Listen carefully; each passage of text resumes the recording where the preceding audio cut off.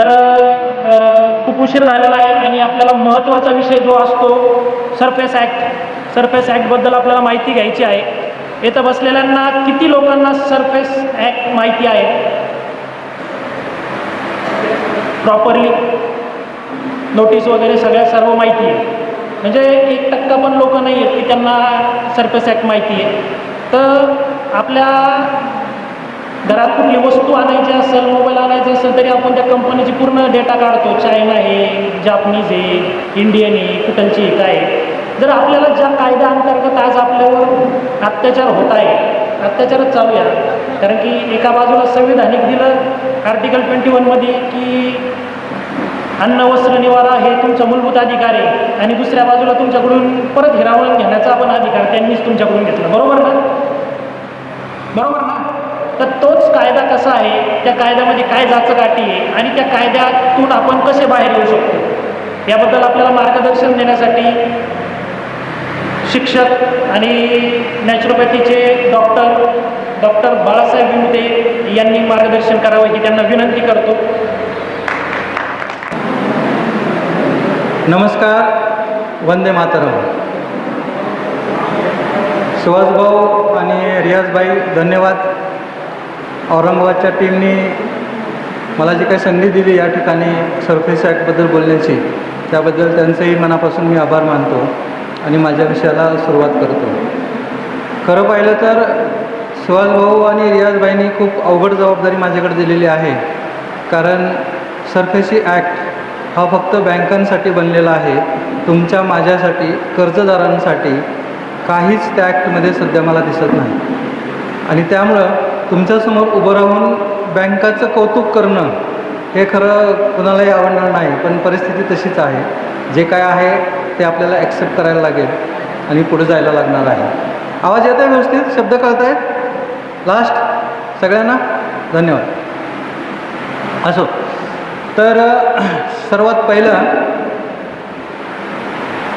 आपले कर्जमुक्तीचे शाहनवाज चौधरी साहेब आणि आपले जनता सरकार मोर्चाचे देवेंद्रभाई बल्लारा यांचे मी मनापासून आभार मानतो की त्यांनी आपणाला एक प्लॅटफॉर्म दिला की बँकेच्या विरोधात आपण कसं उभं राहिलं पाहिजे, आपण कसं लढलं पाहिजे.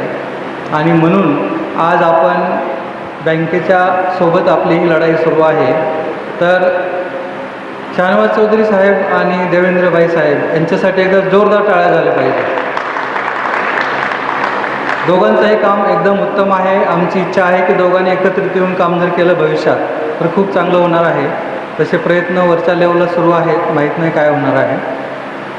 असो, तर आजचा जो विषय आहे हा सरफेसी ॲक्ट 2002 याच्यावरती आहे. तर आपण सुरुवात, मला असं वाटतं आपण असं केलं पाहिजे की सर्वसामान्य माणूस जेव्हा त्याला पैशाची गरज भासते तेव्हा तो लोनचा विचार करतो आणि बँकेचे हे जे काय षडयंत्र आहे, जे मायाजाल आहे, त्याच्यामध्ये तो अडकून जातो. बरोबर आहे? बरं, मला एक विचारायचं आहे तुम्हा सर्वांना, आपल्यापैकी लोन न घेतलेले किती आहेत इथं जे उपस्थित आहेत? प्लीज हातवरती करा. लोन न घेतलेले 1, 2, फक्त 2च लोक आहेत की ज्यांनी लोन नाही घेतलेलं, बाकी सर्वांनी लोन घेतलेलं आहे. बरोबर आहे. तर आपलं आजचं पूर्ण मार्गदर्शन हे फक्त कर्जदारांसाठीच आहे. तर बँकेचं जे षडयंत्र आहे त्याच्यामध्ये माणूस कसा अडकत जातो आणि मग बँक या सरफेसी कायद्याचा आधार घेऊन कशी कार्यवाही करते ह्याच्याबद्दल मी आपणाला माहिती देणार आहे. बरोबर आहे? ठीक आहे. तर आपण सर्वप्रथम हे बघणार आहोत की आपल्यापैकीच काही मंडळी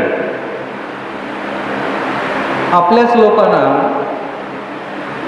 थोडंफार प्रमाणात भ्रमित करायचं काम करणं सुरू आहे आणि ज्याच्यामुळे खरं प्रॉब्लेम सुरू झालेले आहे. रिॲलिटी एक आहे मित्रहो, एक गोष्ट लक्षात घ्या, पैशाची लढाई ही पैशाने लढावी लागते, कागदावरची लढाई ही कागदाने लढता येते, हत्याराची लढाई ही हत्याराने लढता येते. परंतु आपण काय करत आहोत? पैशाची लढाई कागदाने लढण्याचा प्रयत्न करत आहोत. आणि त्यामुळे आपल्याला बरेचसे प्रॉब्लेम येत आहेत. मी काय म्हणतो लक्षात येते का सरांच्या? येते लक्षामध्ये? पैशाची लढाई आपण कागदानं लढण्याचा प्रयत्न करतो, तसं होत नसतं. पैशाची लढाई ही पैशांनीच लढावी लागते आणि आपलं तिथं गडबड झालेली आहे. आणि त्याच्यामध्ये काय झालं आहे, शाहनवाज चौधरी साहेबांनी काम खूप चांगलं केलं, निःशुल्क काम ते केलं आणि अजूनही करत आहेत. पण ते काय म्हणतात की आम्ही लोकांना कर्जमाफी देणार किंवा कर्जमुक्ती देणार, जे कदापि शक्य नाही. मी तुम्हाला सांगतो, कुणाचीही कर्जमुक्ती किंवा कर्जमाफी होईल असं जर कोणी म्हणत असेल तर असं काही एक होत नसतं. कर्जमाफ कोण करतं तुम्हाला माहिती आहे का? कोण सांगू शकेल कर्जमाफ कोण करू शकतं? कोण? बँक कुठलीही कर्जमाफ करणार नाही, कारण सर्व बँका ही प्रॉफिट कमवण्यासाठी आहे, बरोबर आहे. मग कर्ज कोण माफ करणार? सरकार, गव्हर्मेंट, बरोबर आहे. सेंट्रल गव्हर्मेंटनी किंवा स्टेट गव्हर्मेंटनी जर कर्ज माफ केलं तरच तुमचं कर्ज माफ होऊ शकतं.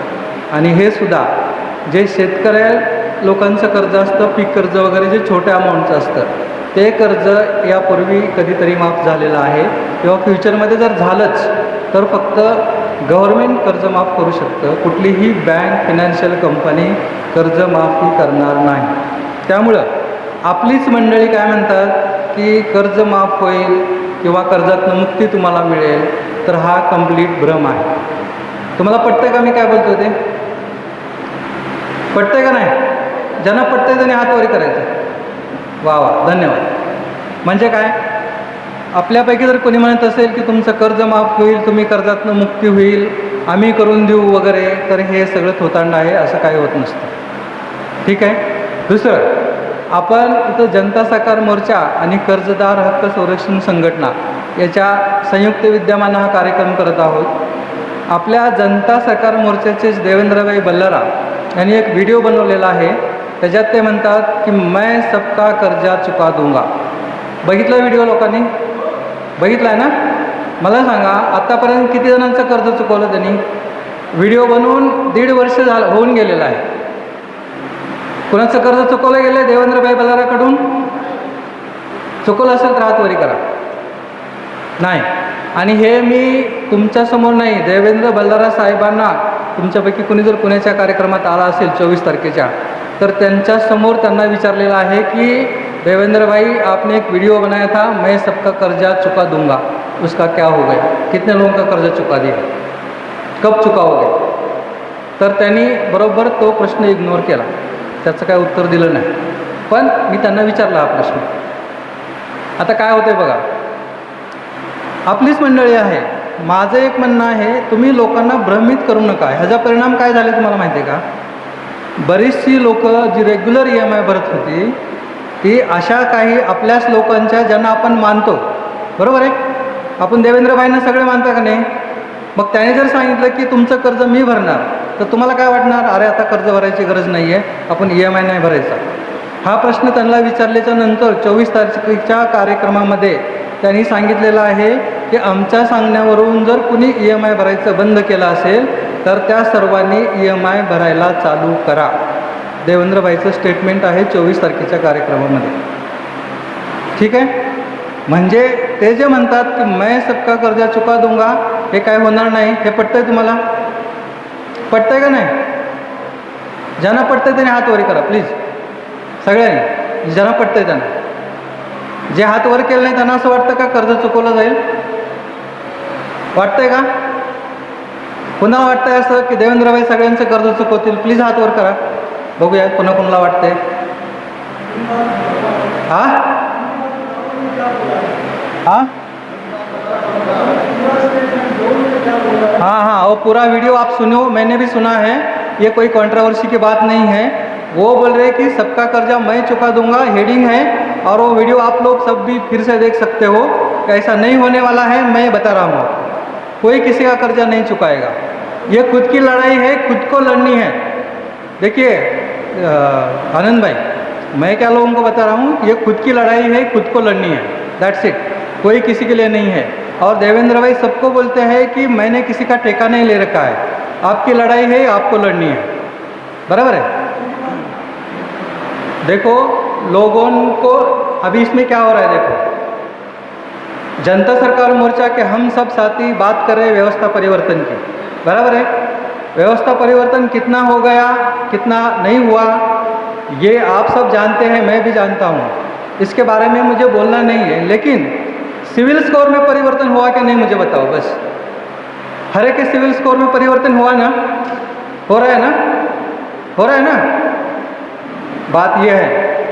तो मैं इसलिए बोलता हूँ कि देखो, इसमें किसी को व्यक्तिगत टीका मुझे नहीं करनी है, ना मैं वो चाहता हूँ। मैं खुद देवेंद्र भाई का रिस्पेक्ट करता हूँ।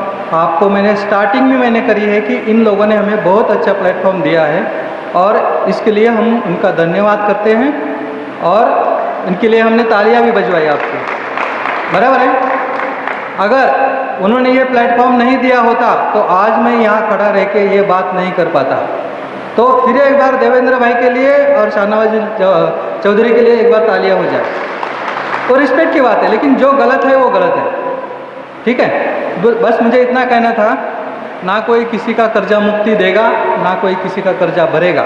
यहाँ पे खुद की लड़ाई खुद को लड़नी है, ये मानते हैं आप, ठीक है। आता आपण महत्त्वाच्या मुद्द्यावरती येऊया। आम्ही कॅटेगरी केलेली आहे, कर्जदार हे दोन प्रकारचे आहेत, दोनच प्रकारचे कर्जदार आहेत।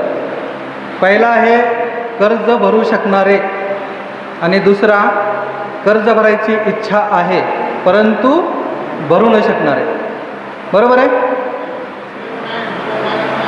हां, कर्ज बुडवणारे पण आहेत, राईट राईट, बरोबर आहे। मला हे तुमच्याकडनं ऐकायचं होतं। तिसरा एक प्रकार आहे जे कर्ज बुडवणारे पण आहेत, पण त्याचं प्रमाण अत्यल्प आहे। हां, ठीक आहे, ठीक आहे, हरकत नाही। कर्ज लहान मोठा हा मुद्दा नाही, मी काय म्हणतोय कर्ज घेऊन बुडवायचं म्हणून, म्हणजे मला काय म्हणायचं आहे, कर्ज बुडवायचं म्हणून घेणाऱ्याची संख्या कमी आहे असं मला म्हणायचं। ठीक आहे, ठीक आहे, हरकत नाही। ओके, एक तिसरा टाईप आहे कर्ज बुडवणारे, हरकत नाही। कर्ज घेणारे, कर्ज भरणारे, म्हणजे सगळ्यांनीच कर्ज घेतलेले आहे। प्रकार तीन झाले, एक कर्ज भरणारे, एक कर्ज बुडवणारे आणि तिसरा प्रकार आहे की ज्यांना कर्ज भरायची इच्छा आहे पण परिस्थितीची इतकी बिकट होऊन बसलेली आहे की त्यांना कर्ज भरता येत नाही, बरोबर आहे। तर मला इथं बसून असं सांगायचं आहे की जे पहिले दोन प्रकार आहेत, ज्यांना कर्ज घेऊन भरायची इच्छा आहे आणि ज्यांना कर्ज घेतलेलं आहे भरायची इच्छा आहे पण ते भरू शकत नाही, ह्या दोघांनाही आपण सोल्युशन देऊ शकतो। आपल्याकडं सोल्युशन आहे। काय सोल्युशन आहे? जे कर्ज भरू शकतात त्यांच्यासाठी आपण बँकेला अशा काही पत्र पाठवणार की आपल्या कंडिशनवर बँक सेटलमेंटला तयार होईल। मी काय म्हणतो ऐकून घ्या। जे कर्ज भरू शकतात त्यांना आपण बँकेशी असा काही पत्रव्यवहार करणार की बँक सेटलमेंटला आपल्या कंडिशनवर तयार होणार, बँकेच्या नाही। बँकेची जी त्यांची जी टर्म्स अँड कंडिशन आहेत ना ते आपल्याला कधीही परवडणार नाही। पटतंय तुम्हाला सगळं हे? पटतंय का? हात वर करा प्लीज, कारण मी एकटा बोलत राहणार। चांगली गोष्ट आहे ना, धन्यवाद। बघा मी काय म्हणलं, ज्यांनी कर्ज भरू शकतात पण बँकने अव्वाच्या सव्वा आउटस्टँडिंग दाखवलेलं आहे, बरोबर आहे, अशी संख्या जास्त आहे। तर अशा लोकांना मी पुण्याच्या कार्यक्रमात सांगितलेलं होतं की बँकेच्या मॅनेजरच्या विरुद्ध गुन्हा दाखल करायचं आमचं नियोजन आहे आणि येणाऱ्या 6 महिन्यात 5 महिन्यात आम्ही बँकेच्या मॅनेजर विरोधात पैसे चुकीचे लावले म्हणून गुन्हा दाखल करणारच आहोत। तसा आमचा प्रयत्न सुरू आहे। बँकेच्या मॅनेजरवर गुन्हा दाखल झाला तर आवडेल सगळ्यांना, तर आमचा हा प्रयत्न आहे। एक मुद्दा क्लिअर झाला, कर्ज घेतलेला आहे आणि कर्ज भरू शकतो पण बँकेने अव्वाच्या सव्वा लावलेला आहे, त्यामुळे अडचणी निर्माण आहे। तर अशांसाठी एक चांगली गोष्ट आहे की आपण 100% बँकेला आपण म्हणतो घुटनों पे लाना, आपण ते करणार आणि तुमचं जी सेटलमेंट आहे ते तुमच्या टर्म्स अँड कंडिशनवरती होणार। म्हणजे काय होणार, कमीत कमी मुद्दल तर आपल्याला भरावं लागणार आहे। मी जर कोणाकडनं 10 रुपये घेतले तर 10 रुपये त्याला परत देणे, व्याज जे आहे जास्त लावलेलं आहे त्याच्यामध्ये कमी जास्त होईल. मला जर तुम्ही म्हणत असाल की मी 50 लाखाचं लोन घेतलं आहे आणि मला 50 लाख पण भरणं होत नाही, तर तशी सेटलमेंट नसते होत. एक गोष्ट समजून घ्या, जेवढं मुद्दल घेतलं आहे तेवढं आपल्याला परत द्यायला लागणार आहे. जे काही सेटलमेंट होईल ते व्याजामध्ये होईल. ते पण डिपेंड करतं की तुमची बँक कुठली आहे. तर बँकेचे पण 4-5 प्रकार आहेत, आपल्या लोकांना माहिती असेल. बँकांमध्ये बघा नॅशनलाइज बँक आहे, बरोबर आहे. नॅशनलाइज बँकचं सेटलमेंट त्या मॅनेजरच्या किंवा त्याच्या वरच्या मॅनेजरच्या किंवा त्याच्यावरच्या मॅनेजरच्या कोणाच्याही हातामध्ये नसतं. ते कोर्ट फॉलो करतात, बरोबर आहे. दुसरी जी बँक आहे ती प्रायव्हेट बँक आहे. प्रायव्हेट बँका म्हणजे कुठल्या? HDFC, ICICI, ॲक्सिस बँक, बरोबर आहे का नाही. या बँकाचं सेटलमेंट कम्पॅरेटिव्हली सोपं असतं, कारण त्यांचं डिसिजन मेकर असतं, बरोबर आहे का. तिसरा जो बँकेचा टाईप आहे तो आहे कोऑपरेटिव्ह बँका, सहकारी बँका. या बँकाचं सेटलमेंट तुलनेमध्ये थोडंसं अवघड आहे, कारण यांच्यामध्ये संचालक मंडळ असतं आणि कमीत कमी 7, 9, 11, 15 असे संचालक असतात. आणि जर कुणाचं काय व्याज कमी करायचं असेल, काय करायचं असेल, तर ह्यांची महिन्याला, 2 महिन्याला, 3 महिन्याला मीटिंग होत असते. त्या मीटिंगमध्ये ते प्रपोजल येतं आणि ते सगळे मिळून ठरवतात की बाबा काय करायचं ते. आणि जर समजा एखाद्याचं व्याज माफ केलं त्यांनी, तर दुसरा संचालक म्हणतो माझ्या पण रेफरन्सने लोन गेले, त्याचं पण करा. त्याच्यामुळे कुणाचंच होत नाही, अडचणी निर्माण होतात, सांगायचा मुद्दा आहे. ह्यातला जो पुढचा प्रकार आहे तो पतसंस्था, बरोबर आहे. पतसंस्थेचा अनुभव सगळ्यांपेक्षा खराब आहे. पतसंस्थेचं लोन कोणाकोणाचं इथं आता? कमी लोकांचा, हरकत नाही. विषय बरोबर चाललाय का? बोर नाही ना होत?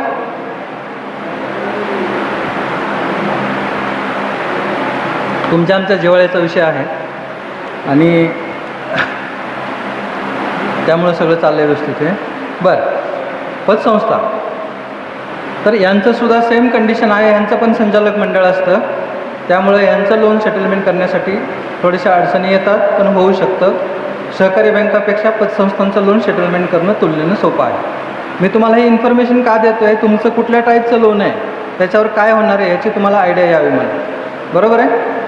आता बघा, आपण जो पहिला विषय काढला, असे कर्जदार की जे OTS करायची इच्छा आहे किंवा त्यांना एकदाचं हे कर्ज संपवून टाकायचं आहे, तर त्यांना आपण अशा पद्धतीनं मदत करू शकतो. आणि हे सोल्युशन आहे, हे सोल्युशन फक्त आणि फक्त JSMची कर्जदार हक्क संरक्षण संघटनाच देऊ शकते आत्तापर्यंत. मला माहीत नाही अजून कोण देते का, कुणी दिले का, कुणी ऐकलं का अशा प्रकारे सोल्युशन होऊ शकतं म्हणून? नाही, धन्यवाद. आता बघा, दुसरा एक प्रकार आता सांगितला आपण. कर्ज घेतलेलं आहे आणि कर्ज फेडायची इच्छा आहे, परंतु परिस्थिती नाही, अशी पण काही संख्या असतात, बरोबर आहे. तर अशा लोकांसाठी सोल्युशन आहे का? 100% आहे. पण काय माहिती आहे का, ह्याच्यामध्ये त्या माणसाला पूर्णपणे वारंवार बँक आणि प्रशासनाला तोंड द्यावं लागतं. मी काय म्हणतोय बघा, बल्लार साहेबांनी पण सांगितलं, हे नंगे फकीर की लढाई है. फिर 24 तारखेच्या कार्यक्रमामध्ये बल्लाराजींनी सांगितलं कि अगर आपके पास पैसे नहीं हैं तो फिर आपको फ़कीर बनना पड़ेगा, नंगा बनना पड़ेगा, तब जाके आप बैंक से लढोगे. तुम्ही जो करना है कर लो, या कंडिशनला यावं लागेल आणि बँक वारंवार तुम्हाला त्रास देणार.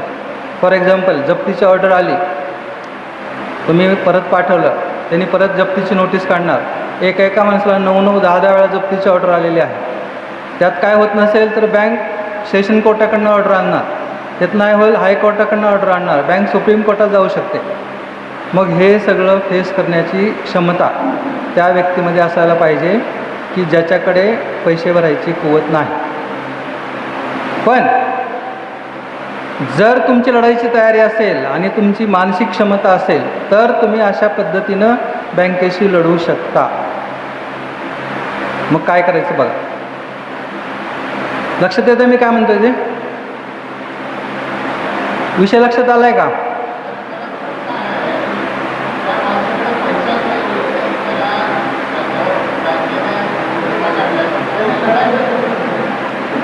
तेच सांगतोय ना, त्यांनी लढायचं कसं हाच विषय सांगितला ना, की बाबा तुला काय करायचं ती कर. मग तुम्ही मला घेऊन जावा, कुठं कोर्टात न्या, कुठे न्या, तुम्हाला काय करायचं ते करा, मला काही फरक पडत नाही. मी माझ्या घराचा ताबा देणार नाही. आणि बघा, अशी कुठली पण लढाई आहे ना, त्याच्यासाठी तुमच्यासोबत संघटन पाहिजे. ही लढाई एकट्याची नाही. साहेब तुम्ही ना कसं लढायचं, ह्याचं उत्तर एक आहे की तुमच्यासोबत कमीत कमी 50, 70, 100 लोक असली पाहिजे प्रत्येक वेळी, तर तुम्ही लढू शकता. एकटे लढणं खूप मुश्किल आहे, बरोबर आहे. आणि त्याच्यामुळे आता आपल्यामध्ये काही लोक बसलेले आहेत, त्यांना प्रश्न आहे की कर्जदार हक्क संरक्षण संघटना ह्याची का बाबा गरज पडली. तर याच कारणासाठी गरज पडली. आज मला सांगा, ह्या हॉलची परमिशन घ्यायची आहे, तर तुम्ही वैयक्तिक जाऊन परमिशन नाही घेऊ शकत सार्वजनिक कामासाठी. त्यासाठी तुमच्याकडे कुठलं तरी संस्था, कुठले तरी ट्रस्ट पाहिजे.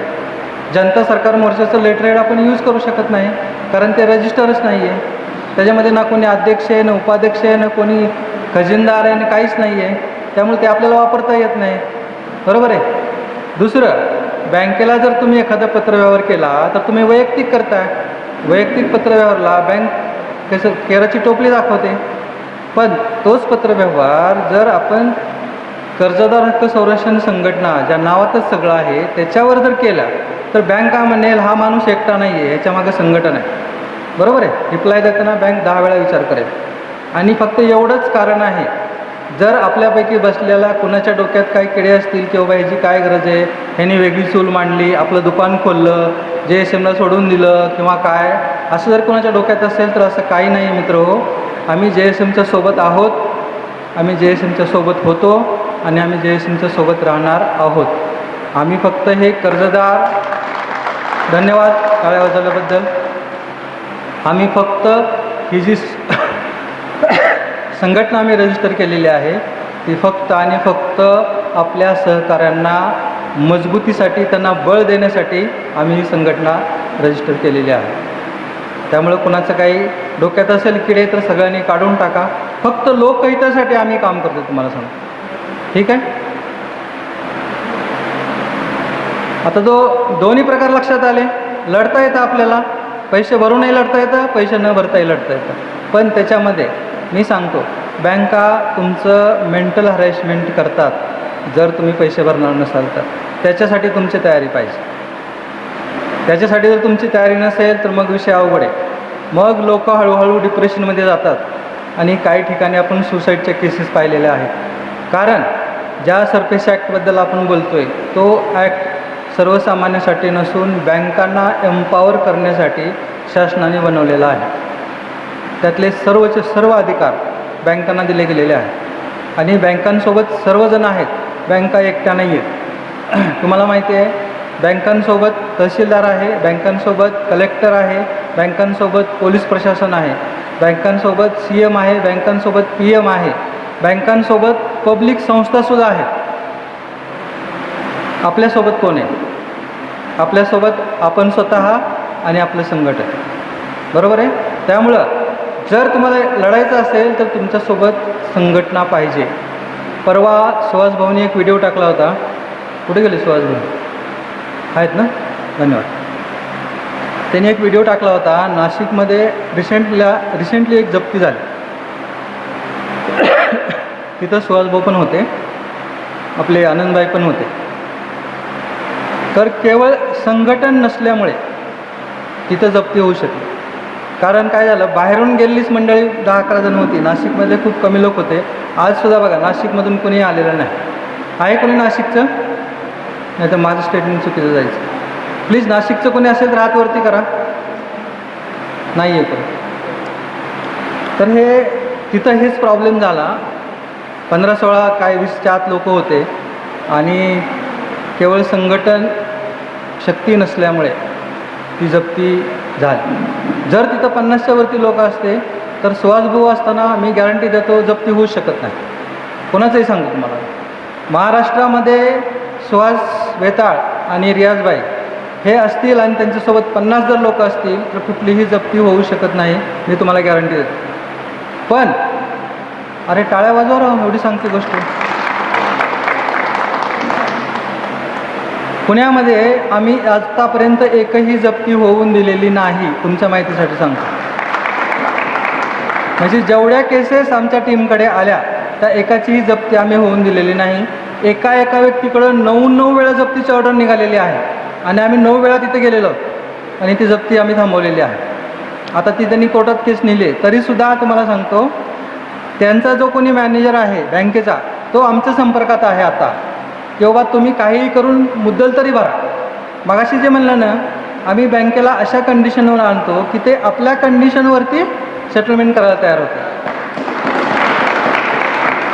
आता ज्या केसचं मी तुम्हाला सांगतो 9 वेळा जप्तीची ऑर्डर काढली, त्या केसचा जो रिकव्हरी मॅनेजर आहे तो आम्हाला रियाज भाईंना फोन करून म्हणतो की तुमची जी कोण आहेत ज्यांच्यासाठी तुम्ही एवढं करता सोशल वर्क, त्यांना किमान व्याज तरी भरायला सांगा, मुद्दल तरी भरायला सांगा. व्याज सगळं माफ करून देतो, फक्त मुद्दल भरा.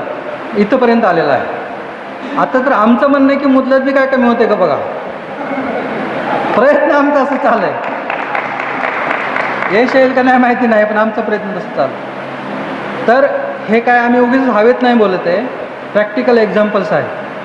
पण मी म्हणेल जनता सरकार मोर्चा किंवा कर्जदार हक्क संरक्षण संघटनेचं यश तेव्हा आहे जेव्हा रियाजभाई आणि सुहास भाऊ सारखे माणसं प्रत्येक जिल्ह्यात तयार होते. आता मला सांगा, आता अमरावतीची आपली खूप चांगली टीम तयार व्हायला लागलेली आहे. तिथं जर काय अडचण पडली तर पुण्यातनं आम्ही त्या अमरावतीला जाणं पॉसिबल नाही आहे. तिथं मनोज भाऊ आहेत, ह्यांच्या सोबतीनं जर तिथं चांगली टीम उभी राहिली त्यांना आम्ही ट्रेनिंग देणार सगळं. आता मी नंतर रियाजभाईंना सांगणार आहे किंवा बँक जेव्हा तुमच्याकडे येते जप्तीला वगैरे, तर त्यांच्याशी कसं अप्रोच व्हायचं, त्यांना काय बोलायचं, त्यांना काय विचारायचं, ह्याचं प्रॉपर तुम्हाला ते मार्गदर्शन करतील आज. ठीक आहे. बघा मी इतका वेळ बोलतोय, अजून सरपेशीला हातच नाही घातला. उभा राहिलो सरपेशीसाठी इथे. पण बरोबर बोलतो ना सगळं, काय चुकीचं वाटतंय कुणाला? ज्यांना बरोबर वाटतंय त्यांनी टाळ्या वाजवा प्लीज. मी एक नॅचरोपॅथी डॉक्टर आहे, तुम्हाला सांगतो. हां, एक रिक्वेस्ट आहे तुम्हाला, प्रश्न लिहून ठेवा, माझं झालं की विचारा. कारण मध्ये मध्ये तुम्ही विचारलं की अजून कोणीतरी विचारणार, अजून कोणीतरी विचारणार, आणि त्यामुळे लिंक तुटते. बाकी काहीच प्रॉब्लेम नाही. विषय राहतो बाजूला आणि मग विषयाने विषय वाढतो, विषयांतर होतं थोडक्यात. तुम्ही प्रश्न लिहून ठेवा, जरूर विचारा. आणि साहेब, लंच नंतरच आपला सेशन फक्त प्रश्न उत्तरासाठी आहे. आणि प्रश्न उत्तर आम्ही चिठ्ठी मागवणार नाही आहे, मी प्रत्येकाजवळ माईक देणार आहोत आणि तुमचं समाधान होईल असे, म्हणजे तोपर्यंत आपलं चालू राहणार कन्व्हर्सेशन. त्यामुळे प्रश्न लिहून ठेवा. लंचच्या नंतर जे सेशन होईल त्याच्यामध्ये प्रश्न उत्तर असणार आहे. ठीक आहे. मी काय सांगत होतो, एक नॅचरोपॅथी डॉक्टर म्हणून तुम्हाला सांगतो, टाळ्या वाजवणं आरोग्यासाठी खूप चांगलं आहे. तुमचं ब्लड सर्क्युलेशन चांगलं होतं. त्यामुळं जेव्हा जेव्हा कधी टाळ्या वाजवायची संधी मिळेल, जोरात टाळ्या वाजवा. या गोष्टीवर मी पण टाळ्या वाजवतो.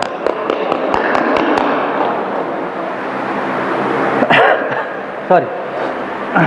तर सांगायचा मुद्दा काय आहे, जर आपणाला बँकेचं लोन हे आपल्या कंडिशनवर सेटलमेंट करायचं असेल तर प्रॉपर डॉक्युमेंटेशनसह तुम्ही औरंगाबादची जी आपली टीम आता उभी राहिलेली आहे त्यांच्याशी संपर्क करा.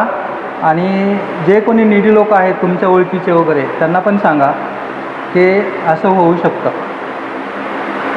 बरोबर आहे. तर औरंगाबादले जे आपले साथी आहेत इथले छत्रपती संभाजीनगरचे, जी आपण टीम उभी केलेली आहे, त्यांना जरा प्लीज मी एकदा वरती बोलायची माझी इच्छा आहे.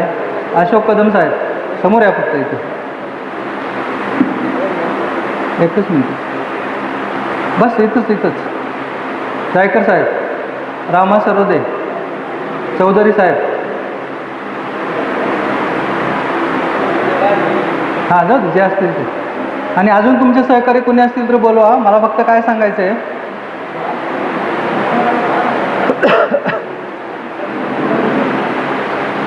हे बघा, कर्जदार हक्क संरक्षण संघटनेचे ऑफिशियल मेंबर्स म्हणून आम्ही यांची नावं तुम्हाला सुचवतो आहे.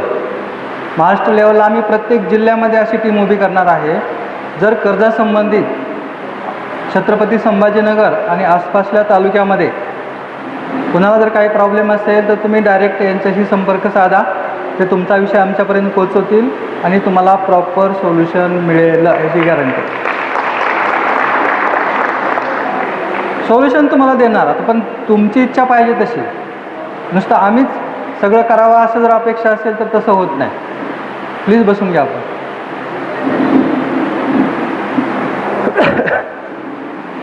असो, तर आता आपण थोडीशी पार्श्वभूमी सांगण्याची गरज होती.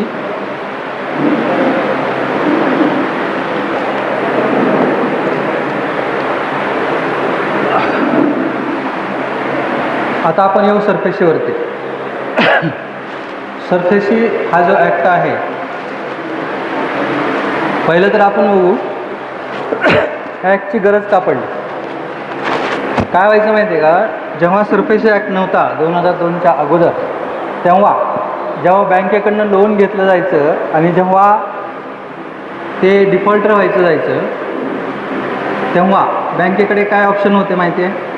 त्यांच्या स्टाफला सांगायचं की लोकांना कॉल करा आणि पैसे भरायला सांगा. पण काही मंडळी त्याकडे दुर्लक्ष करायची. त्यानंतर बँकेने रिकव्हरी एजंट ठेवलेले होते, त्यांचंही ते ऐकायचे नाही. त्यानंतर वकिलाच्या थ्रू नोटीस पाठवली जायची, लोकांना फरक पडत नव्हता. आणि शेवटी जो मार्ग होता तो सिव्हिल कोर्टाचा होता बँकेकडे. आणि सिव्हिल कोर्टामध्ये केस गेली की ती केस 10, 15, 20 वर्ष चालायची आणि बँका या बँकरप्ट व्हायला लागल्या. बँकेची जी कर्ज आहे ती सगळी बुडीत जायला लागली. आणि म्हणून सेंट्रल गव्हर्नमेंटने 1999 साली एक कमिटी गठीत केली आणि त्यांना सरफेसीचा ड्राफ्ट बनवायला सांगितलं. आणि तो ड्राफ्ट 21 जून 2002 साली राष्ट्रपतींच्या सहीसाठी गेला आणि त्यांनी त्याचा वटहुकूम काढला. हा जो कायदा आहे, सरफेसी म्हणजे काय आहे, securitisation and reconstruction of financial assets and reinforcement of secured interest, असा हा सरफेसीचा लॉंग फॉर्म आहे. तर मी आता सांगितल्याप्रमाणे अगोदर आवाज येत नाही का? काय बघा आवाजाचं काय प्रॉब्लेम? हो, आवाजाचं काय आत्तापर्यंत येत होता ना?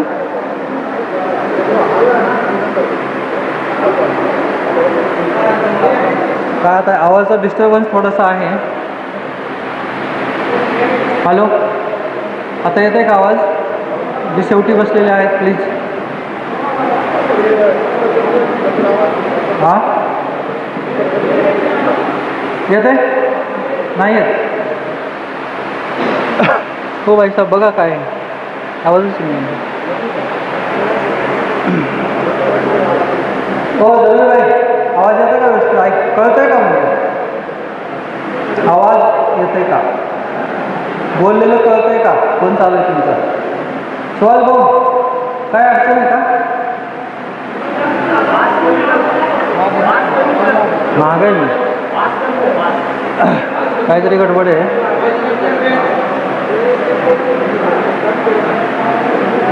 खालचा संघर्ष आहे आपल्या सर्वांसाठी, त्यासाठी एकदा टाळ्या झाल्या पाहिजे. वेलकम साहेब, आलं तेव्हा धन्यवाद.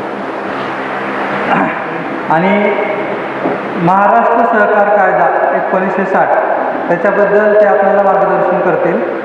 त्यांचा त्याच्यामध्ये दांडगा अभ्यास आहे आणि अनुभवसुद्धा आहे. पतसंस्थेवरती ज्या कार्यवाही होत आहेत त्या या कायद्यानुसार होतात, तर त्याच्याबद्दल जरा वेळाने आपल्याला ते मार्गदर्शन करतील. ओके, तर मी आपल्याला सांगत होतो की सरफेसी कायद्याची गरज का पडली. कारण बँकांना त्यावेळेस सिव्हिल कोर्टात जाण्याशिवाय पर्याय नव्हता आणि सिव्हिल कोर्टामध्ये केस 15-15, 20-20 वर्ष चालायच्या आणि त्यामुळे सगळ्या बँकांचा दिवाळा निघायला लागला. आणि म्हणून जून 2002 साली त्यावेळेचे आपले राष्ट्रपती महामहिम डॉक्टर APJ अब्दुल कलाम यांच्या सहीने वटहुकूम निघाला. त्यानंतर 6 महिन्यांनी सप्टेंबर 2002मध्ये संसदेमध्ये हा कायदा पास झाला आणि 1 तारखेपासून हा जो कायदा आहे हा अस्तित्वात आलेला आहे. ठीक आहे. तर 2002 हा सरफेसी ॲक्ट पूर्ण भारतामध्ये चालू आहे. सध्या 39 DRT आणि 5 DART कार्यरत आहेत. या कायद्यासाठी खूप मोठी यंत्रणा आहे. त्यासोबत पोलीस प्रशासन, कलेक्टर, त्यानंतर तहसीलदार आणि सगळे DRT आणि DART अशी खूप मोठी यंत्रणा या कायद्यासाठी गव्हर्नमेंटनी सज्ज ठेवलेली आहे. ठीक आहे. तर थोडक्यात आपण बघूया हे सरफेसी म्हणजे काय आहे. मी तुम्हाला मग असे लॉंग फॉर्म सांगितला की securitisation and reconstruction of financial assets. तर मी मागे सांगितलं होतं, परत एकदा सांगतो. सेक्युटरायझेशन हा शब्द काय आहे. सेक्युटरायझेशन म्हणजे acquisition of your property. Acquisition of your property म्हणजे काय, तुमची प्रॉपर्टी ताब्यात घेणे म्हणजे सेक्युटरायझेशन. एका लाईनमध्ये तुम्हाला सरफेस ॲक्ट सांगतो. याचा अर्थ जरी आपण समजून घेतला सरफेसीचा तरी तुम्हाला तो कायदा समजून जाईल. सेक्युटरायझेशन अँड रिकन्स्ट्रक्शन. रिकन्स्ट्रक्शन म्हणजे काय की ॲसेट रिकन्स्ट्रक्शन कंपन्या तयार झालेल्या आहेत. हे थोडक्यात तुम्हाला सांगतो एजंट आहेत बँकेच्या. आणि ही ARC कंपन्या ज्या आहेत ना त्या काय करतात, तुमचं ॲसेट रिकन्स्ट्रक्शन करतात. म्हणजे काय करतात, तर बँकेचं काम आहे बँकिंग. नाही कळत आहे. चला, जनता सरकार मोर्चा आणि कर्जदार हक्क संरक्षण संघटना यांच्या संयुक्त विद्यमाने या ठिकाणी आज जो कार्यक्रम होत आहे कर्जदारासाठी मार्गदर्शनाचा, या कार्यक्रमामध्ये भोजनानंतर पुनश्च मी आपल्या सर्वांचे स्वागत करतो. न सांगता टाळ्या वाजवल्याबद्दल धन्यवाद. आणि मी सांगितलं टाळ्या वाजवायला कोणताही करू नका, बिंदास मनसोक्त टाळ्या वाजवा आणि स्वतःच वाजवा. मी असं म्हणायचं प्रत्येक वेळी टाळ्या वाजवा मग तुम्ही वाजवायचं, त्यापेक्षा बिंदास असं. तर आपलं चाललं होतं सरफेसी जी काही लॉंग फॉर्म आहे त्याच्यावरून सरफेसीचा काय अर्थ निघतो. तर मी तुम्हाला सांगत होतो securitisation and reconstruction of financial assets and reinforcement of secured interest act 2002 असं त्या कायद्याचं नाव आहे. आपलं बोलून झालं. सेक्युटरायझेशन म्हणजे ॲक्विजिशन ऑफ फिनान्शियल ॲसेट्स म्हणजे ताबा घेणे. रिकन्स्ट्रक्शन म्हणजे काय आहे, रिकन्स्ट्रक्शनसाठी बँकेने, आवाज येते काय व्यवस्थित, कळत आहे नाही येते म्हणाले. मला ज्याला मागे आवाज येत नसेल, क्लिअर बोललेलं कळत नसेल तर कृपा करून पुढे या. इथं आवाज येतोय लोकांना, मला बोललेलं कळतंय का, काय माहिती आहे का, आवाज तर सगळ्यांनाच येतो मला माहिती, पण आलेला आवाज बोललेलं समजलं पाहिजे. बऱ्याच वेळा काय आपल्याला अक्षरं दिसतात पण वाचता येत नाही, तसा प्रकार झाला. तर कृपा करून ज्यांना मागे आवाज व्यवस्थित ऐकायला येत नाही किंवा कळत नाही त्यांनी कृपया जिथं साऊंड ठेवलेलं आहे तिथे येऊन बसावं. लोक एकत्र झाले विदाउट माईकचा पण आवाज चांगला आहे. नाही, माझा आवाज खूप लहान नाही जमणार, शब्द फाटतात. हां, जरा माईकचा आवाज थोडा कमी करता ना, साऊंड थोडं क्वालिटी थोडंसं कमी करा प्लीज. जास्त आवाज केला की तो काय होतो जास्त, बरं का. हा साऊंड सिस्टमचा किंवा कोणाचा प्रॉब्लेम नाही आहे, ओपन वॉल असल्यामुळे इको तयार होतो, त्याच्यामुळे सगळा प्रॉब्लेम आहे. असो, तर मी सांगत होतो आपल्याला रिकन्स्ट्रक्शन. बँकेचं काम आहे बँकिंग. बँकिंग म्हणजे काय आहे, हे जी लोक डिपॉझिट ठेवतात त्याच्यावरचं व्याज कमवणे कमी व्याजदराने आणि इकडे लोन देणे जास्त व्याजदराने. आणि जो काय डिफरन्स आहे त्याच्यावरती AC-BC लावून मस्तपैकी टकाटक गाड्या घेऊन फिरणे हे बँकेचं खरं मेन बेसिक काम आहे. त्यामुळे रिकव्हरी यासाठी त्यांनी स्वतंत्र यंत्रणा शासनाच्या मदतीने तयार केलेली आहे. बरोबर आहे का? बँकांना फक्त बँकिंग करायची आहे. मग आता ही ARC जी आहे ना, त्याला म्हणतात ॲसेट रिकन्स्ट्रक्शन कंपनी. म्हणजे हे काय आहे थोडक्यात, बँक आणि कर्जदार यांच्यामध्ये एक दलाल उभा केलेला आहे. बँक काय करते, तुमचं जर कर्ज पेंडिंग असेल आणि ते बँकेला वसूल करायला त्रास होत असेल, अवघड होत असेल, तर ते कर्ज ते या ARC कडे वर्ग करतात आणि त्याला सांगतात की बाबा रे, तू हे कर्ज आम्हाला वसूल करून दे. आणि मग त्यासाठी ARCला पूर्ण राईट्स त्यांनी दिलेले असतात आणि ARC मोठे मोठे कर्ज वसुली करून बँकांना देते. आता बघा, हे ARC काय आहे, मी सांगितलं ही एक दलाल आहे कर्जदारांनी बँकेमध्ये. आणि ARC कंपनी खोलण्यासाठी काय करावं लागतं, 2 करोड रुपयाचं भांडवल लागतं आणि ते तुमच्या रिझर्व्ह बँक ऑफ इंडियाला रजिस्ट्रेशन करायचं असतं 2 करोड रुपये देऊन. मग तुम्ही ARCची तुम्हाला परमिशन मिळते. एकदा का तुम्हाला ARCची परमिशन मिळाली आणि तुमच्याकडे काहीही भांडवल नसलं तरी सुद्धा 100 कोटीपर्यंतचे कर्ज तुम्ही विकत घेऊ शकता. मग मला सांगा, ज्यांनी 2 कोटी रुपये गुंतवले त्याला 100 कोटी कोण देतं? तर ह्यांच्या कायद्यामध्ये अशी प्रोव्हिजन करून ठेवलेली आहे की QIB म्हणजे क्वालिफाईड इन्स्टिट्यूशनल बँक. हे कोण आहे? हे पब्लिक सेक्टर सगळे आहेत. त्याच्यामध्ये म्युच्युअल फंड्स आहेत, इन्शुरन्स कंपन्या आहेत मोठ्या मोठ्या. म्हणजे बघा, एखाद्याची प्रॉपर्टी वर्ग करण्यासाठी या ARC पब्लिकचा पैसा यूज करतात.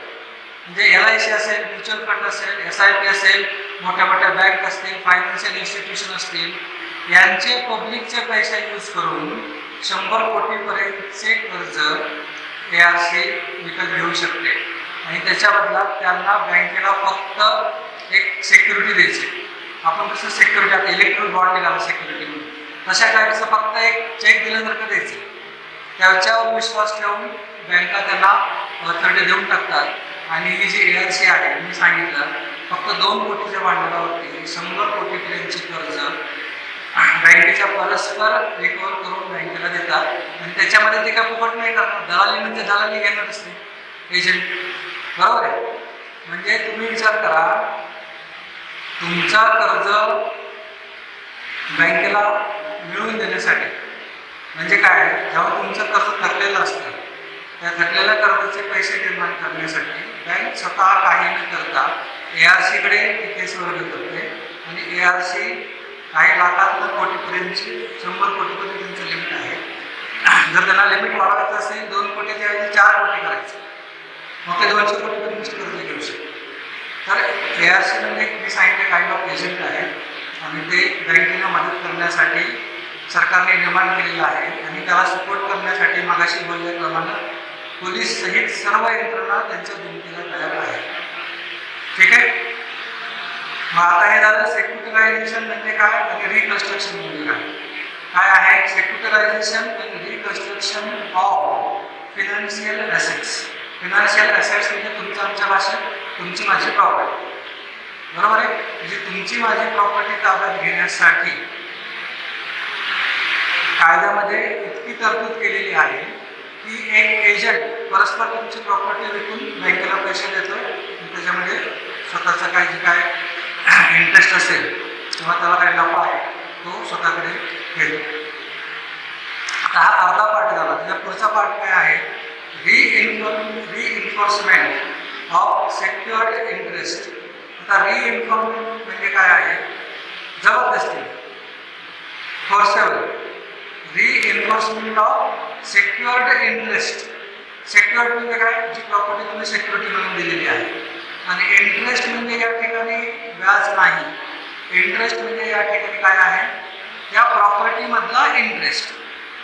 ज्या प्रॉपर्टीमध्ये तुम्ही जी प्रॉपर्टी सिक्युरिटी म्हणून बँकेला दिलेली आहे ती प्रॉपर्टी फोर्सेबली ताब्यात घेण्यासाठीची प्रक्रिया म्हणजे रिइन्फोर्समेंट.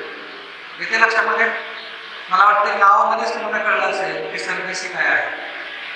बरं, हा सरकशी राबवण्यासाठी मगाशी तुम्हाला मी म्हटलं तसं कंप्लीट प्रशासन बँकेच्या पाठीशी आहे.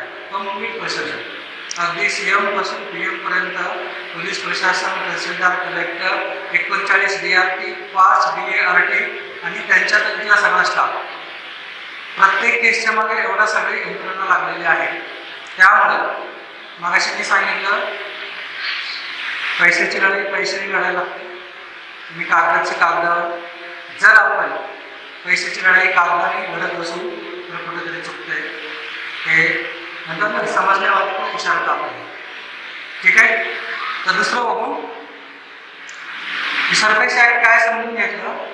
आता बघा लोनचे बेसिकली दोन टाईप आहेत. एक आहे सेक्युअर्ड लोन आणि दुसरा आहे अनसेक्युअर्ड लोन. बरोबर आहे. सेक्युअर्ड लोन म्हणजे जे आपण मॉर्गेज केलेलं असतं, जसे की तुमचं हाऊस लोन आहे, लोन अगेन्स्ट प्रॉपर्टी आहे, किंवा तुमचं कारचं लोन आहे, त्याला हायपोथेटिकल लोन म्हणतात. काही म्हणजे इमोरल लोन आणि इमोरल लोन. बरोबर का. ज्या ठिकाणी जे मॉर्गेज केलेलं असतं फक्त अशा आणि अशा लोनसाठीच सरफेसी कायदा लागू आहे. अनसेक्युअर्ड लोनसाठी सरफेसी कायदा नाही. त्यामुळं जर तुमची सिक्युरिटी काय नसेल तर त्याच्यासाठी सरफेसी ॲक्ट नाही. पण जर तुम्ही काही मॉर्गेज ठेवलेलं असेल तर त्याच्यासाठी सरफेसी कायदा लागू आहे आणि त्याचं लिमिट 20 लाखाचं पुढं आहे.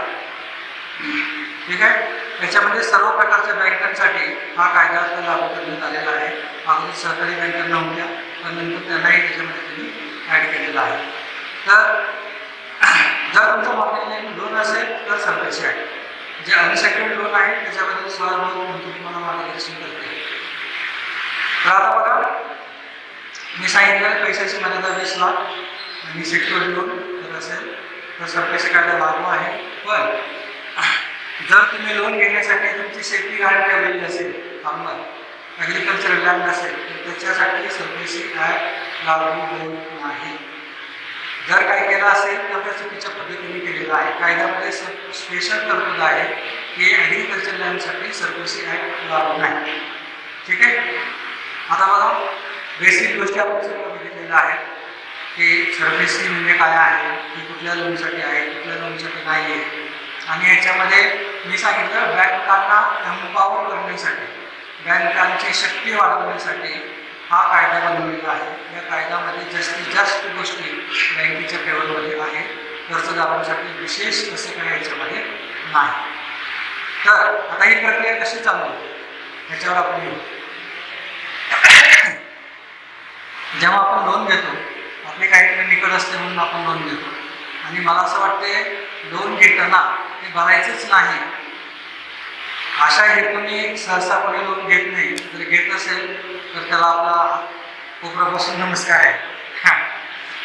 तर सर्वांनी जे काही लोन घेतलेलं असतं ते परत द्यायचं म्हणूनच घेतलेलं असतं. पण काही अनाध्या अडचणीमुळे ते प्रॉब्लेम होतो. आणि अजून एक काय गोष्ट आहे की जे सेक्युअर्ड लोन आहे हे सर्वसाधारण होम लोन किंवा प्रॉपर्टी अगेन्स्ट लोन असतं आणि हे जवळजवळ 15 वर्ष 20 वर्ष 30 वर्ष चालणारं लोन असतं.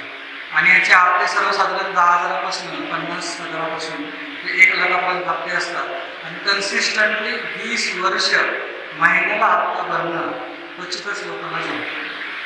काही ना काही अडचणी येऊ शकतात. कधी कोणाची नोकरी जाते, कधी कोण आजारी पडतं, कोणाची डेथ होते, काही होऊ शकतं. याला त्या कारणाला प्रॉब्लेम होतो आणि बँकेला याचं काही घेणं देणं नाही. बँकांना त्यांचे पैसे पाहिजे असतात. आता बघा सरफेसी कधी पिक्चरमध्ये येते जेव्हा तुम्ही डिफॉल्ट व्हाल. तुमचं लोन हे बॅड लोन म्हणून डिक्लेअर केले जाईल. बॅड लोन म्हणजे काय, NPA. NPA म्हणजे काय, नॉन परफॉर्मिंग असेट. म्हणजे असं असेट की ज्याचा परफॉर्मन्स शून्य झालेला आहे, ज्याच्या परफॉर्मन्समुळे बँकेला जे पैसे मिळत होते महिन्याला ते मिळायचं बंद झालेलं आहे, त्याला म्हणायचं NPA. आता RBIच्या नियमानुसार NPAची डेफिनेशन काय आहे, कुठल्याही कर्जामध्ये सलग 90 दिवस जर तुम्ही बँकेशी काहीही ट्रान्झॅक्शन नाही केलं, म्हणजे 3 महिने जर तुम्ही बँकेशी काहीच पैसे नाही भरले तर तुमचं ते अकाउंट NPA होतं. त्यामुळे माझं तुम्हाला सर्वांना सजेशन आहे कुठलंही अकाउंट NPA होऊ देऊ नका. समजा तुमचा हप्ता 30,000 आहे आणि एखाद्या महिन्यात तुमच्याकडे पैसे नाही आहेत, नका भरू. दुसऱ्या महिन्यात हे आहे, नका भरू. तिसऱ्या महिन्यात काहीतरी अमाऊंट भरा. तेव्हा जेवढे कायदे आहेत तेवढे पळवाटे. बरोबर आहे. नियमाप्रमाणे जर 30,000 हप्ता असेल, महिन्याला 30,000 भरला 3 महिने नाही भरले तर तुम्ही NPA व्हाल. पण 3 महिन्यात तुम्ही 2,000 जरी एंट्री केली तरी तुमचं अकाउंट NPA होत नाही. लक्षात घ्या. त्यामुळं अकाउंट एन पी ए होऊ देऊ नका. सरफेसी ॲक्ट तेव्हाच लागू होतो जेव्हा तुमचं अकाउंट एन पी ए झालेलं असेल. जर तुमचं अकाउंट एन पी ए झालेलं नसेल तर सरफेसी ॲक्ट लागू होत नाही. ठीक आहे. पहिली कंडिशन काय आहे, तुमचं अकाउंट हे एन पी ए झालेलं असेल पाहिजे. जर तुमचं अकाउंट एन पी ए झालं तर पहिलं काम बँक काय करते, तुम्हाला 13/2ची डिमांड नोटीस पाठवते. 13/2ची डिमांड नोटीस. या नोटीसमध्ये काय असतं की आत्तापर्यंत तुम्ही किती कर्ज भरलेलं आहे, आजच्या तारखेला तुमचं किती आउटस्टँडिंग आहे, बरोबर आहे, त्याच्यामध्ये इंटरेस्ट किती आहे, तुमचं मुद्दल किती आहे आणि टोटल आउटस्टँडिंग किती आहे, हे सगळं त्या नोटीसमध्ये लिहिलेलं असतं. त्यानंतर 60 दिवसाच्या आत वरील सर्व अमाऊंट भरण्याची तुम्हाला ऑर्डर दिलेली असते, आदेश काढलेला असतो. आणि जर तुम्ही 60 दिवसाच्या आत हे पैसे नाही भरले तर पुढचे कॉन्सिक्वेन्सेस काय हे सुद्धा त्या नोटीसमध्ये लिहिलेलं असतं. आपल्यापैकी किती जण 13/2ची नोटीस आलेली डिमांड देऊन प्लीज हात वरती करा. बऱ्याच जण आलेले आहेत, प्लीज हात वरती करा. तर बघा, बँकेची पहिली स्टेप काय आहे, तुमचं अकाउंट डिफॉल्टला होणं. त्याच्यानंतर पहिली डिमांड नोटीस होती 13/2ची. आता बघा, जर कोणाचं अकाउंट अजून एन पी ए झालेलं नसेल आणि फ्युचरमध्ये या त्या कारणाने जर एन पी ए झालंच तर तुम्हाला बँक 13/2ची नोटीस पाठवेल. 13/2ची नोटीस आली की 15 दिवसाच्या आत शक्यतो त्याला आपण ऑब्जेक्शन रेज करणं गरजेचं आहे. आणि जर तुम्हाला ते काय ऑब्जेक्शन आहेत, कसे रेज करायचे हे माहिती नसेल तर तुम्ही औरंगाबादच्या किंवा आमच्या कुठल्याही टीमशी संपर्क करा. त्याच्याबद्दलचं संपूर्ण गायडन्स आमच्याकडून तुम्हाला मिळेल. पण नोटीस आल्यानंतर गप्प बसू नका. माझ्या बाबतीत तेच झालं. मला जेव्हा पहिल्यांदा 13/2ची नोटीस आली, ती नोटीसच उघडली नाही, बघितलं सुद्धा नाही. म्हणजे काय लिहिलं बस टेन्शनचं काम नव्हतं. आपल्याला माहिती आहे बँकेच्या बाबतीत आपण खूप घाबरतो, घाबरायचं म्हणजे आता नाही आपण घाबरतो. तर मी स्वतः मला 13/2ची नोटीस आलेली ओपन करून सुद्धा पाहिजे नाही. तर तुम्ही तसं करू नका. 13/2ची नोटीस आली, डिमांड नोटीस आली, ओपन करा, काय आहे बघा. तुम्हाला जर समजत असेल, कळत असेल तर तुम्ही बँकेला रिप्लाय द्या. नाही कळलं तर कर्ज संरक्षण संघटना आणि जनता सरकार मोर्चाची टीम तुमच्यासाठी तयार आहे. तुम्ही त्यांच्याशी संपर्क करा, तुम्हाला ते प्रॉपर गायडन्स करते. ठीक आहे. आता बघा, 13/2च्या नोटीसला जर तुम्ही ऑब्जेक्शन रेज केले तर सरफेसी ॲक्टमध्ये एकच गोष्ट आपल्या बाजूने आहे की तुम्ही ऑब्जेक्शन रेज करू शकता. आणि 15 दिवसाच्या आत बँकेला सुद्धा कंपल्सरी आहे, तुम्ही जे ऑब्जेक्शन रेज केलेले आहे त्याला लेखी उत्तर देणं बँकेला बंधनकारक आहे. भलेही तुम्ही जे काही ऑब्जेक्शन रेज केले आम्हाला मान्य नाही असं जरी बँकेला म्हणायचं असेल तरी सुद्धा बँकेने ते लिखित स्वरूपात दिलं गेलं पाहिजे. असं बँकेवरती ही गोष्ट बंधनकारक आहे. ठीक आहे. त्यामुळे 13/2ची नोटीस आली तर घाबरू नका. बँकेला ऑब्जेक्शन रेज करा, बँकेला पत्र पाठवून द्या. बँक काय ॲक्शन घेतली का बघा. जर बँकेने रिप्लाय नाही दिला तर ते आपल्या फेवरमध्ये आहे. आणि दिला तरी सुद्धा पुढची जी काय प्रक्रिया असेल ती आपण करू. समजा 13/2ची नोटीस आली तरी तुम्ही त्याला रिप्लायच नाही दिला तर काय करू. तर काय त्या नोटीसमध्ये लिहिलेलं असतं की बँक ही पुढील कारवाई करेल. म्हणजे काय, 13/4ची नोटीस तुम्हाला पाठवेल. 13/4ची नोटीस म्हणजे काय, फिजिकल पोझिशन. हां काय म्हणताय.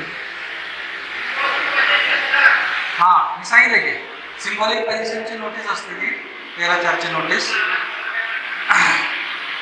नाही त्यांचा आवाज काल नाही कळलं मला. 13/4ची नोटीस तुम्हाला येते, त्याला सिम्बॉलिक पोझिशन असं म्हणतात.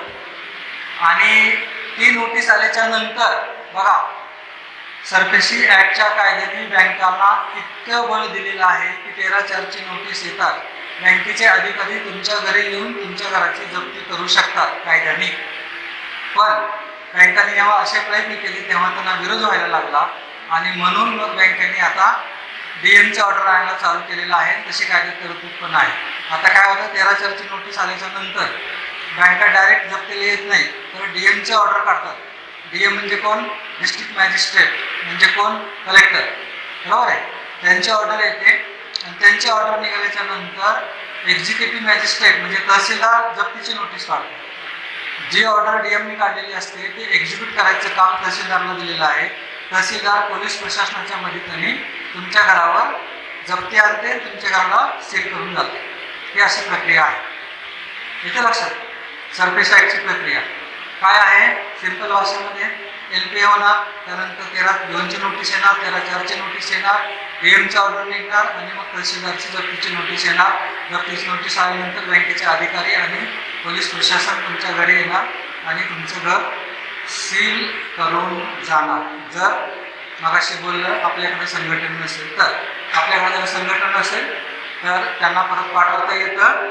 आणि मगाशी मी तुम्हाला सांगितलेलं आहे की पुण्यामध्ये आम्ही अशी एकही जप्ती होऊ दिलेली नाही, कारण प्रत्येक ठिकाणी आमची टीम म्हणजे या ठिकाणी रियाजबाई आहेत, आमची जमीरबाई आहेत, सचिन आहे, आनंदबाई आहे, आम्ही सगळ्यांनी जाऊन जवळजवळ 50 ते 70 लोक प्रत्येक ठिकाणी आम्ही उपस्थित असायचो. आणि त्यामुळे आम्ही प्रशासनाला आणि बँकेच्या अधिकाऱ्यांना परत पाठवलेलं आहे. त्याचवेळी आम्ही जे आमचे कर्जदार आहेत त्यांना सुद्धा समजावून सांगितलेलं आहे की ही प्रक्रिया बाबा किती दिवस करायची. मानसिक ताण सहन होत असेल तर करावा, नाहीतर काहीतरी आपण मागे यातून काढला पाहिजे.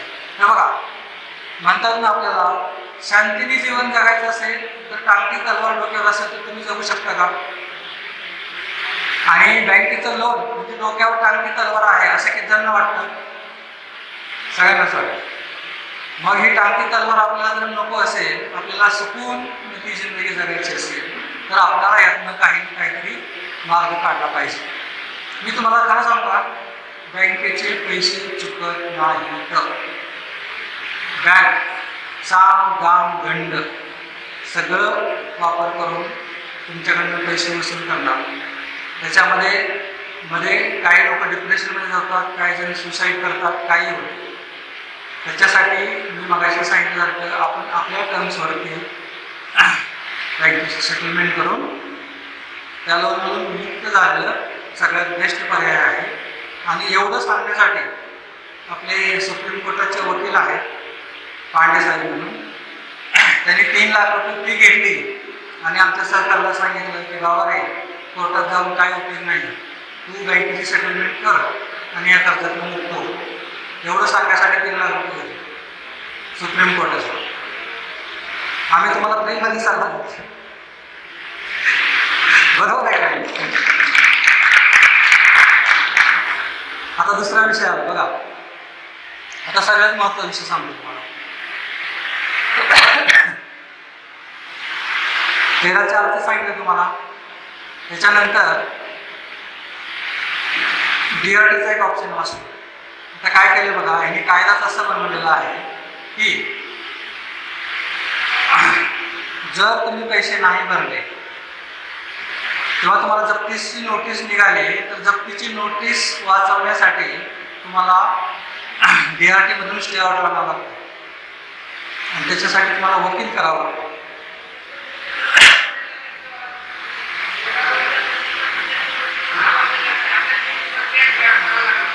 ऐका ना साहेब, प्रश्न लिहून ठेवा. काय होते आवाज पण येत नाही, नंतर मी तुम्हाला माहिती देणार आहे. प्रश्न लिहून ठेवा, आपण सगळ्या प्रश्नांची उत्तरं देऊ. मला सांगायचं काय, तुम्हाला ऑप्शन काय आहे सांगतो. जेव्हा जप्तीची नोटीस निघते तेव्हा तुम्हाला जप्ती टाळायची असेल तर कायद्याने तुम्हाला DRT कोर्टातून स्टे आणावं लागतं. बरं, हा कायदा असा बनवलेला आहे की कुठलाही कर्जदार DRT सोडून इतर कुठल्याही कोर्टामध्ये जाऊ शकत नाही. तो एकतर DRT मध्ये जाऊ शकतो किंवा हायकोर्टामध्ये जाऊ शकतो. DRT कोर्टाच्या ह्याची जी फी आहे वकिलांची मी बघितले 50,000पासून 1.5 लाखापर्यंत आहे आणि हायकोर्टाची तर 1.5 लाखाच्या पुढेच आहे. बरोबर आहे. बरं, एवढं सगळं करून तुम्हाला रिलीफ मिळणार आहे का तिथे? नाही मिळणार. कारण काय आहे, कायद्यात असं बनवलेलं आहे बघा, त्याचं नाव काय आहे, DRT म्हणजे काय, डेब्ट रिकव्हरी रेव्हेन्यू. डेब्ट म्हणजे काय, कर्ज, म्हणजे रिकव्हरी म्हणजे ज्याच्या शब्दामध्येच रिकव्हरी आहे तो बँकेसाठी काम करेल का तुमच्यासाठी करेल? आणि ते एक ट्रिब्युनल आहे, ते कोर्ट नाही आहे. आणि ट्रिब्युनलचे डिसिजन कसे असतात, तुम्ही ते नार्वेकरांचे निर्णय बघितले. बरोबर आहे, आपल्याला राजकारणात जायचं नाही, पण ट्रिब्युनलचे डिसिजन हे असेच असतात. त्यामुळं DRTचे जेवढे काही रिझल्ट्स आहेत ते 99.99% बँकेच्या फेवरमध्ये लागलेले आहे.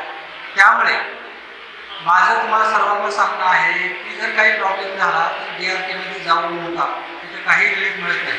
आताच मी मला म्हणत होतं DRT जवळ गेला आहे का तुम्ही सांगा, मी म्हणजे केस विड्रॉ करून टाका, बँकेने दाखल केली तर जाऊच नका, कारण त्याचं काहीच उपयोग नाही. येते लक्षामध्ये? बघा, जेव्हा तुम्हाला जप्तीची नोटीस निघेल तेव्हा तुमच्याकडे दोनच पर्याय आहेत. ऑफिशियल पर्याय तुम्ही DRTमधनं स्टे ऑर्डर घ्यायची. बरं, तुम्ही DRTला 50,000 वकील लावला, तुम्ही IA दाखल केला, जर तुम्हाला स्टे ऑर्डर मिळते ना त्याची व्हॅलिडिटी फक्त 1 दिवस आहे. तुमच्यापैकी किती जणांना माहिती, मला माहिती. त्या स्टे ऑर्डरची व्हॅलिडिटी किती आहे? 1 दिवस. म्हणजे त्या दिवशीची जप्ती तुमची टळेल. 1 महिन्याने परत जप्तीचा ऑर्डर निघणार. अशा एकदा DMची ऑर्डर निघाल्याच्या नंतर किती वेळा जप्तीची ऑर्डर काढायची हे तहसीलदार ठरवणार.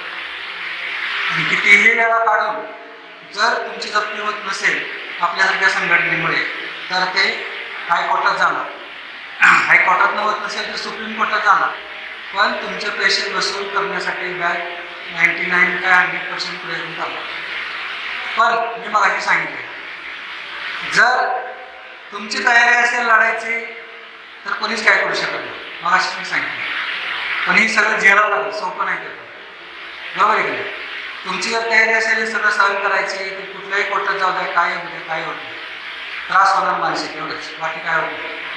त्यामुळे आता तुम्ही ठरवायचे, आम्ही ठरवायचे की आपल्याला तुमचं आपल्याला काय करायचं. ठीक आहे? तर ऑप्शन काय सांगितले? 2च ऑप्शन आहे. ऑफिशियल ऑप्शन आहे DRTमध्ये जाणे, आणि दुसरा ऑप्शन आहे तुम्ही जनता सरकार मोर्चाच्या आणखी आपले जे कर्जदारांच्या संरक्षण संघटना आहे त्यांच्याशी संपर्क करा. तुमची छत्रपती संभाजीनगरची टीम आहे, खूप उत्तम काम करतायत लोक. त्यांच्याशी संपर्क करा आणि तुमचा जो काही प्रॉब्लेम आहे त्यांच्याशी मांडा, त्याचे डॉक्युमेंट द्या, आपण तिथे मदत करू. ठीक आहे? पुढचा टप्पा, 13/4ची नोटीस निघाली, तुम्ही DRTमध्ये गेले नाही, बँकवाले येणार, तुमच्याकडे संघटन नसेल तर तुमच्या घराला लॉक लागणार. तुम्हाला आहे त्या कपड्यानिशी बाहेर काढून घराला लॉक लागणार. त्याचा पर्याय काय आहे? तुम्ही बघितलेलं असेल, आपण डायरेक्ट लॉक तोडतो. स्टेजवर उभं राहून सांगतो तुम्हाला. लॉक तोडल्याच्या नंतरची पुढची प्रक्रिया काय आहे हे तुम्हाला सगळ्यांना माहिती आहे. पण हे करायचं का नाही, सगळ्यात महत्त्वाचं सांगून जप्ती होऊ न देणे यासाठी प्रयत्न करा. बाकीचे पुढचे सगळे कॉम्प्लिकेशन्स निघून जातात. नाहीतर तुम्ही लॉक करणार, परत लॉक तोडणार, पुन्हा बँक तुमच्यावर काय ती 44ची केस करणार. चाहे इथं पोलिसवाले आहेत ते सांगतील. कधी कधी 380ची पण केस केली जाते. बरोबर आहे का? कलेक्टर तहसीलदारला काम नाही करू दिलं म्हणून सरकारी कामात अडथळा आणला म्हणून लोकांवर केस करू शकते. अशा भरपूर गोष्टी आहेत. पण जर संघटन खूप असेल तर पोलिसवाल्यांना पण मर्यादा असतात. इतक्या लोकांवरती आपण कारवाई करायची का? इतकी लोक जे करत आहेत ते चुकीचं कसं असेल?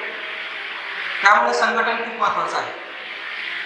जिथं मी मागे म्हणलं होतं, जिसके पास जनता सब सारी सबकी सुनता, उनकी सुनता. बरोबर आहे का? जनता असेल हे सगळे ऐकतं, नाही ते काय नाही. ठीक आहे? सरफेस ॲक्टमध्ये तुम्हाला मी सगळं काय सांगितलं, प्रावधान सांगितलं. त्याच्यानंतर 13/7 म्हणून आहे. 13/7 असं प्रयोजन आहे की याच्यासाठी बँकेचा जो खर्च झाला, ॲडव्होकेटची नोटिसा पाठवल्या, तुमच्या घरी माणसं पाठवली, रिकव्हरीचे लोक पाठवले, यांच्यासाठीचा जो काही खर्च होईल ते सगळं तुमच्याकडे वसूल करणार. त्यानंतर 13/9 आहे. त्याच्यामध्ये एकच प्रॉपर्टी अनेक बँकांनी घेतलेली असेल तर त्या बँकेमध्ये संगनमत होऊन ते ठरवायचं की कुणी घ्यायची, काय करायची. जर 60% बँकाचं एकमत झालं पाहिजे, मग ते करणार तुमची प्रॉपर्टी घ्यायला येणार. ठीक आहे? तर असे हे सरफेस ॲक्टचे प्रावधान आहेत, ज्याच्यामध्ये 17(2) मध्ये तुम्ही DRTमध्ये जाऊ शकता. पण DRT काय आणि DRT काय? समजा DRTचा निर्णय तुम्हाला मान्य नसेल तर तुम्ही अपील कोर्टात जाऊ शकता. पण त्यासाठी जे आउटस्टँडिंग आहे त्याचे 50% अमाऊंट भरायला लागते. समजा तुमचं आउटस्टँडिंग 50 लाख आहे, तुम्हाला आधी 25 लाख भरायचे आणि मग तुमची केस जाणार पुढे. म्हणून मी सांगितलं DRT किंवा DRT आपल्यासाठी नाही, त्याचे कोणी नादातच जाऊ नये. सकाळची जी केस सांगितली मी तसं आपल्याकडे बँकेलाच इतकं परेशान करायचं की त्यांनी म्हणलं पाहिजे भाऊ कसं करायचं तू सांग. बरं, ह्याचे अजून एक ज्वलंत उदाहरण आपल्यामध्ये आहे, जे सुहास भाऊ आहे तिकडे. सुहास भाऊंनी नगर जिल्ह्यामध्ये मोतीलाल ओसवालला इतकं परेशान केलेलं आहे की आता एक दिवस तर जात नाही की त्यांना मोतीलाल ओसवालचं फोन येत नाही. जवळजवळ 100-150 केसेस आहेत नगर जिल्ह्यामध्ये मोतीलाल ओसवालच्या. सगळ्या केसेसचं काम त्यांच्याकडे आहे आणि बँक काही करू शकत नाही. ह्यांना म्हणते की तुम्हीच उठून जाता काय. म्हणजे बँक म्हणता ना, घुटणे टेकना, बँक गुडघ्यावर येते आणि आले की मग आपल्याप्रमाणे आपण ते ओटीएस करू शकता. बघा, माझं असं म्हणणे, बँकेचे पैसे कोणीही बुडवायची इच्छा कोणाचीही नसावी आणि आपण जेवढे पैसे घेतले मुद्दल तेवढे पैसे आपण बँकेला दिलं पाहिजे आणि व्याजाचा जो विषय आहे त्याच्यामध्ये काय व्हायचं ते होईल. ही एक साधा धोपट मार्ग आहे. टांगती तलवार जर काढायची असेल आणि तुम्हाला सुकूनची नींद पाहिजे असेल तर, बरोबर आहे. अदरवाईज मग मी तर सांगितलंय की तुम्ही कुठल्याही कोर्टात जावा, कोणीच काय करू शकत नाही, पण लढता आलं पाहिजे, संघटन ठेवलं पाहिजे. मला किती वेळा लोक तुमच्याकडे येतील? एकदा, दोनदा, चारदा. तुमची केस वर्षानुवर्ष चालणार असतील तर लोक येतील का तुमची सुद्धा? काय वाटतं तुम्हाला? येतील का लोक? नाही येणार ना. मग काहीतरी मार्ग काढला पाहिजे. काय मार्ग काढायचा, कसं काढायचं, त्या केसवरती ते ठरलं जाईल. तर आता पुढचा टप्पा काय आहे बघा. बँकेने सील केलेली प्रॉपर्टी बँकेला विकायची आहे. तर बँकेला तुम्हाला सांगायची गरज नाही. जी कुणाला विकायची ही बँक ठरवणार, तुम्हाला सांगणार नाही. कितीला विकायची ही बँक ठरवणार. सर्वेअर कोण ठेवायचा ही बँक ठरवणार. गपचूप बँक तुमची प्रॉपर्टी विकू शकते. तुमची काही घ्यायची गरज नाही आहे त्यांना संमती वगैरे. प्रॉपर्टी विकायची, समजा बँकेचं लोन 50 लाख आहे आणि प्रॉपर्टीची किंमत 70 लाख आहे, तर बँक त्यांचे 50 लाख घेऊन जो खर्च झालेला आहे तो त्याच्यात ॲड करून राहिलेले पैसे तुमच्या खात्यामध्ये वर्ग करणार.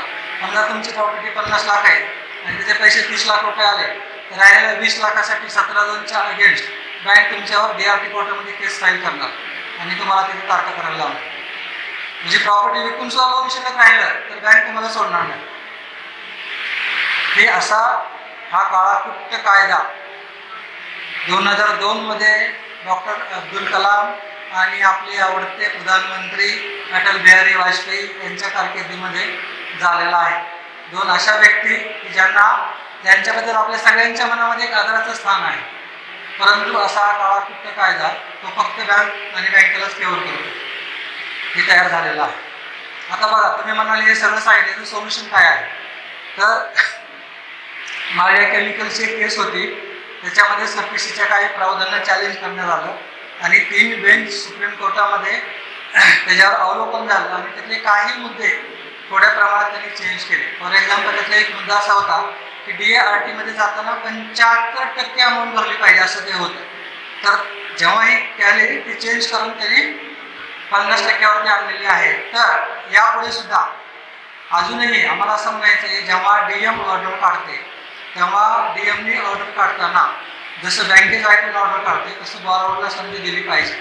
नियमाप्रमाणे नॅचरल जस्टिस सुद्धा हे सांगतो, अहो एखाद्याने खून केला तरी सुद्धा ते त्याला संधी दिली जाते. का केला, कसा केला, केला का नाही, पोलीस साहेब. तर आपल्याला का संधी मिळत नाही? मग बँकेने जी तुमच्याकडे माहिती दिली कशावरून खरेदी दिली DMकडे? आपण जो पत्रव्यवहार केलेला आहे तो सगळा त्यांनी दिलाय का नाही हे कळलं पाहिजे का नाही आपल्याला? कसं कळणार?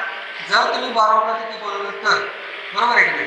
परंतु कुठलाही डिस्ट्रिक्ट मॅजिस्ट्रेट बॉरोवरला बोलवत नाही, 1 साइडेड ऑर्डर काढतो. तर अशा काही छोट्या छोट्या गोष्टी आहेत ज्याला आपल्याला SFPCला चॅलेंज करायचं आहे सुप्रीम कोर्टामध्ये. आणि त्यासाठी मी, रियाज भाई आणि आमचे काही सहकारी आम्ही सुप्रीम कोर्टाच्या ॲडव्होकेटला भेटून आलो. त्यासाठी आम्ही सुप्रीम कोर्टात गेलो मागच्याच 18 तारखेला आणि त्यांनी आम्हाला सांगितलेलं आहे की तुम्ही हे चॅलेंज करू शकता, तुमच्या वेगवेगळ्या केसेस आणा. त्यामध्ये DMने कसं चुकीचं ऑर्डर काढलेलं आहे, तहसीलदारने कसं चुकीचं काम केलेलं आहे, त्या भरपूर केसेस आमच्याकडे आहेत. त्या केसेस आम्ही तिथे त्यांना देणार आहोत आणि लवकरच सुप्रीम कोर्टामध्ये आम्हाला SFPC ॲक्टला चॅलेंज करायचं आहे. अख्खा ॲक्ट काय चॅलेंज करू शकत नाही आपण, कारण ॲक्ट बनवलं आहे संसदेमध्ये. अख्खा जर कॅन्सल करायचं असेल तर संसद कॅन्सल करेल, कोर्टाला तो अधिकार नाही, बरोबर आहे?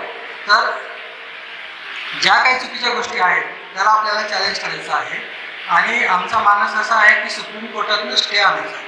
जोपर्यंत याचा रिझल्ट लागत नाही, आम्ही जे केस दाखल करू तोपर्यंत पूर्ण इंडियामध्ये कुठल्याही डीएमने ऑर्डर काढू नये अशी स्टे ऑर्डर आणण्याचा आमचा प्रयत्न आहे. आणि मला वाटतं आपल्या जशी छत्रपती संभाजीनगरचे लोक इथं आहेत तशी प्रत्येक जिल्ह्यामध्ये आम्ही असे कार्यक्रम करणार आहोत आणि आम्हाला जर सगळ्यांचा सपोर्ट मिळाला तर आपण 100% सरपेशी ॲक्टला आपण चॅलेंज करू सुप्रीम कोर्टात आणि स्टे ऑर्डर आणण्याचा आपण 100% प्रयत्न करू.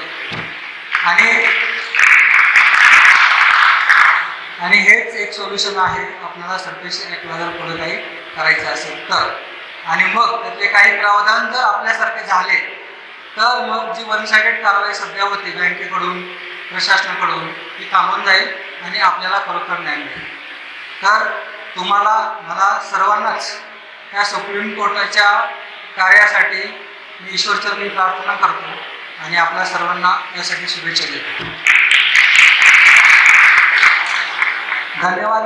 माझं एवढं तुम्ही अगदी शांतपणे ऐकून घेतलं आणि चांगला रिस्पॉन्स दिला वेळोवेळी, त्याबद्दल सर्वांचे मनापासून धन्यवाद. जर कोणाला काय अजून प्रश्न असतील काय असतील आपण प्रश्नोत्तर सेशन घेणार आहोत, त्यावेळी आपण विचारावं. मी काही ॲडव्होकेट नाही तुम्हाला सांगतो. हां, आता माझे मित्र तुम्हाला सांगतील की सरपेशी ॲक्टवर मी कसं एवढं बोलायला लागलो फक्त सरकार, ती परिस्थिती मला मजबूर केलं बोलायला, पण बोलायला कोणी तयार नव्हतं, मग मला ते बोलायला लागतं कसं. धन्यवाद. तुम्ही आत्ता जर पाहिलं तर माझ्या बॅगमध्ये सरपेशीची तुम्हाला पुस्तकं दिसते. कंटिन्युअस त्याच्यावर स्टडी इम्प्लिमेंट चालू आहे माझं. धन्यवाद. आता तुम्ही ज्यांना ऐकलं ते कर्जदार म्हणजे आपल्यापैकीच एक जण आहे आणि त्यांच्यावरती पण कर्ज आहे, त्यांच्यावरती पण जप्तीची वेळ आली होती. डॉक्टर विभूते ॲक्च्युली ते डॉक्टर आहेत नॅचरोपॅथीचे, पण एक कर्जदार म्हणून त्यांनी आज तुम्ही बघितलं असेल किती अभ्यास केला त्यांनी स्वतःसाठी. आणि आज तो अभ्यास किंवा ते जे का त्यांनी नॉलेज घेतले हे नॉलेज आपल्यासाठी खूप मदतीचं ठरते.